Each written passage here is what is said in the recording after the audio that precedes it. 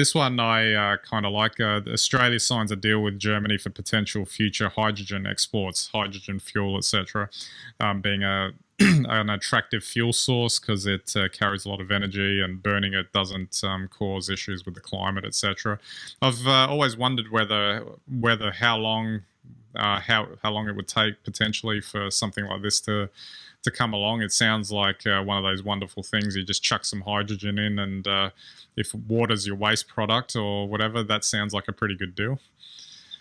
Yeah, look, hydrogen's still got a long way to go. It is a fuel of the future, so it's a great idea. But I think the thing that, people forget because fossil fuels are so maligned, but, fossil fuels are a liquid at, general room or outside temperatures, and they pack a lot of bang for their bucks.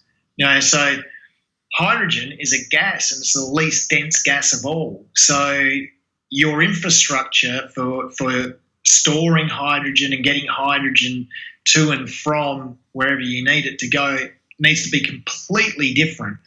And you need high pressures, et cetera, et cetera. I don't want to, bore everyone with this. But so while it's feasible, you can't just switch the infrastructure.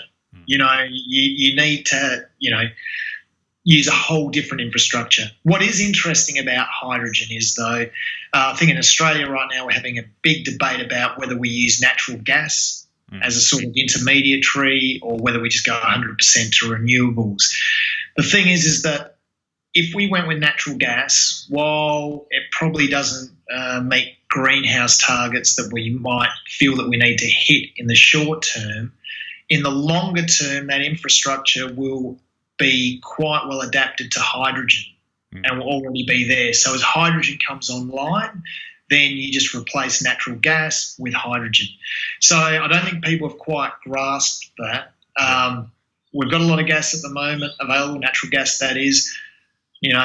Hydrogen is still the new technology, and it's great to see deals like this being done because I think you'll see in time hydrogen will play a much bigger role because in Australia we've got a lot of sunlight, a lot of free energy, and that free energy can be used to make hydrogen.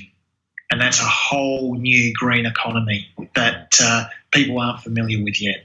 The one thing that, not that I'd imagine this would be too big of a problem, and hopefully they've thought about it, is that before doing deals with other countries to export it, that we're keeping some for ourselves, so to speak, before it goes out. As much of it as we want. You see, this is the great thing about hydrogen. It's not like oil that sits in the ground, and if you own the land above the oil, you can make it out of water with sunlight. Yeah.